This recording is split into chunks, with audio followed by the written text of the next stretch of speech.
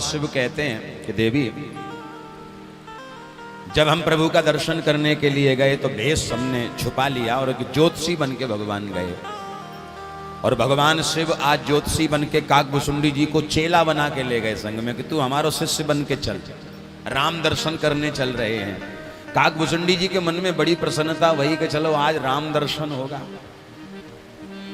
तो काकभुसुंडी जी ने कहा, देखो आप हमारे गुरुजी बन के चल रहे हैं और हम आपके चेला बन के चल रहे हैं, पर गुरुजी एक चीज का ध्यान रखना, अगर कहीं मौका लगे आपको दर्शन करने का तो हमें मत भूल जाना, हमें संग ही लेके चलना।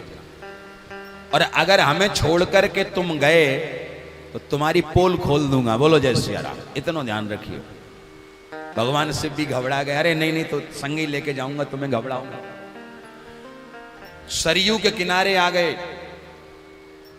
और काकभुसुंडी जी ने वहां से जितने लोग निकल रहे थे सबको रोका, भैया रुको रुको, बहुत बड़े ज्योतिषी आए हैं, कोई भी अपना जीवन का भाव पूछना हो पूछ लीजिए, भाग्य के बारे में पूछना पूछ लीजिए, सब बता देते हैं, सत्य सत्य। अच्छा, भगवान को बताने में क्या बुराई है, भगवान तो सबके बारे में ही जानते हैं। जो भी अयोध्यावासी निकले सो भगवान तुरंत भाग्य बता दें, पीछे का भी और आगे का भी, अभी तेरे संग क्या हुआ वो भी बता देते हैं। अरे महाराज, पूरे अयोध्या में ऐसी चर्चा फैल गई, बहुत बड़े ज्योतिषी आए हैं, बहुत बड़े ज्योतिषी आए हैं, बहुत बड़े ज्योतिषी आए हैं। भीड़ लगने लगी और ये समाचार महलों के अंदर माता कौशल्या को दासियों ने जाकर के दिया, मां सरयू के किनारे एक बहुत बड़े ज्योतिषी बाबा आए हैं और बड़ी अच्छी ज्योतिष जानते हैं, सबका भाग्य बता देते हैं।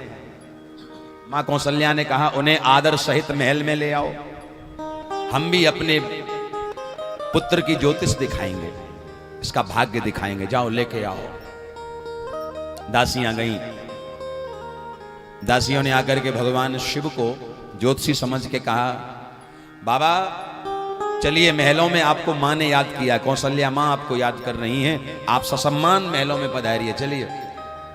बाबा ने सोचा बन गई बात, रास्ता तो मिल गया। अब बाबा चले, जो ही बाबा चले तो काकभुसुंडी जी भी साथ ही थे, छोटे से, ये भी चलने लगे। दासियों ने कहा, तुम रुको, तुम कहां जा रहे हो, तुम नहीं जा सकते, केवल एक की आज्ञा है, केवल ये जाएंगे, तुम नहीं। तुम हो कौन? अब शिवजी ने सोचा हमारा काम बन गया, हमें करना ही क्या, चलो। 2 कदम शिवजी ने बढ़ाए, काकभुसुंडी जी सामने खड़े होके आंखें दिखाने लगे, खबरदार जो हमें छोड़ के गए तो तुम भी नहीं पहुंच पाओगे, तुमसे पहले हम पहुंच जाएंगे, हम कौआ हैं, उड़ के कहीं भी बैठ सकते हैं। बोलो जय सिया राम। तुम कैसे जाओगे, और हमने अगर सूचना दे दी महलों में तो तुम्हारी लीला भी बिगड़ जाएगी। भगवान घबराए, सावधान हुए। भगवान ने कहा दासियों से, अरे देवियों, तुम्हें मालूम नहीं, ये हमारा शिष्य है, मैं भाग्य बताता हूं और ये रेखा पढ़ता है, ये पढ़ता है, मुझे बताता है, उसके बाद मैं भाग्य बताता हूं। अगर दोनों नहीं गए तो काम पूरा नहीं बनेगा। दासियां बोली, तो ठीक है, ले चलो इसको भी संग। ले आए, महल में अंदर आए। महल में आई दासियां, भगवान को आसन पे बिठाया गया। कितनी प्रसन्नता आज भगवान शिव को हो रही है कि आज अपने आराध्य का, अपने इष्ट का बाल रूप दर्शन हमें होगा। तो बाल रूप का दर्शन करने के लिए विराजे हैं। माता कौशल्या आई, अपनी गोद में अपने लाल को लेके, तीनों माताएं बैठ गईं, चारों बालक गोद में। भगवान शिव की नजर जो ही अपने प्रभु पर पड़ी, बाल स्वरूप पर पड़ी, बाबा के नेत्र सजल हो गए, आनंद बाबा को आने लगा, अनुभूति होने लगी। ब्रह्मानंद की अनुभूति बाबा को भी हुई। तो मैया ने हाथ जोड़ करके कहा, बाबा जरा हमारे लाला का भाग्य तो बताओ, हमारे लालजू का नेक ज्योतिष तो बताओ। शिवजी मन ही मन मुस्कुराए कि सारे दुनिया के प्राणियों का भाग्य बनाने वाले का मैं क्या भाग्य बताऊं। बोलो जय सिया राम। कितनी बड़ी महिमा है। लेकिन अब दर्शन किए हैं तो सौभाग्य प्राप्त हुआ है, तो कुछ न कुछ तो बताना ही पड़ेगा संसारी लीला में। तो कह दिया भगवान शिव ने, मां सुनिए कि बालापन जोनो खेले तुम्हारे ये चारों लाल, होत युवापन बाबा विश्वामित्र ले जाएंगे। असुरों को संहार मार्ग में गौतम नारी, अहिल्या को तार के ये जग में यश पावेंगे। शिव जी को दंड खंड राजाओं का घमंड तोड़, मिथिलेश कुमारी को ब्याहे घर लाएंगे। कछु दिन अयोध्या में प्रेम से निवास करें, और या के आगे की बात हम फिर कब हूं बताएं। भगवान शिव ने बड़ी बुद्धिमानी के साथ यहां कार्य किया। क्या कह रहे हैं कि जब तक इनका बचपन है आप सबको बड़ा आनंद मिलेगा। थोड़े भगवान बड़े होंगे तो राम और लखन को विश्वामित्र जी ले जाएंगे। अब माताएं घबराएंगी, बाबा ले जाएंगे। बाबाओं के नाम पे बड़ी घबराहट होने लगती माताओं को। बोलो जय सिया राम। बाबा शब्द ही ऐसा है, आजकल तो इस शब्द का ही अनर्थ कर दिया लोगों ने। बाबा, आपको पता है बच्चे बाबाओं की शरण में नहीं जाना चाहते, संत महात्माओं के पास नहीं बैठना चाहते। कहीं ना कहीं माताएं दोषी हैं इस बात के लिए।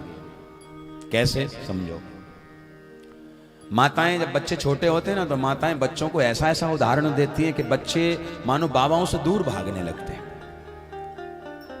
एक संत कहा करते थे, एक बार जैसे कोई उदाहरण होता है ना, एक बार क्या हुआ, एक ट्रेन में एक संत चढ़े और अपने जिस डिब्बे में रिजर्वेशन था उसमें जाके बैठ गए, और उसी संत जी की सीट के सामने एक सीट थी, उस पे कोई बहन जी बैठी थी, उनकी गोद में छोटा सा बच्चा। अब बाबा जी जो थे वो अपने सीट पे बैठ गए और बैठ करके माला लेके अपना राम राम राम राम जपने लगे। अब बच्चा जो था वो रोने लगा, और बच्चा जब रोया तो पहले तो उस बच्चे की माँ ने उस बच्चे को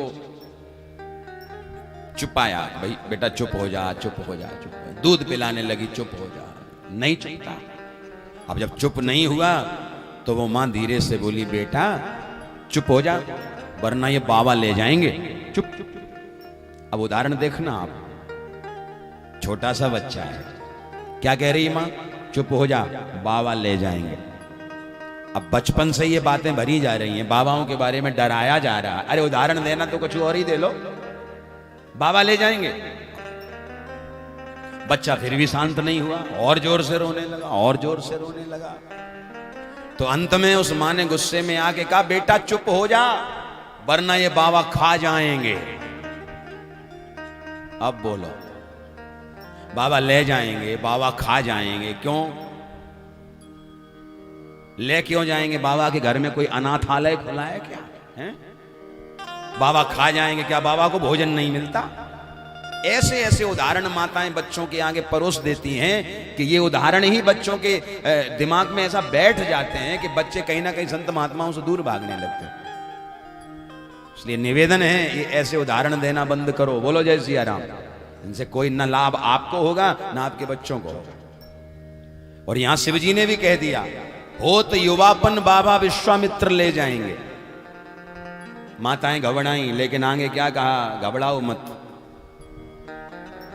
गौतम नारी अयोध्या का उद्धार करके जग में यश पाएंगे, और जनक जी के यहां जाकर के धनुष का खंडन करके जनक पुत्री जानकी को विवाह के घर लाएंगे।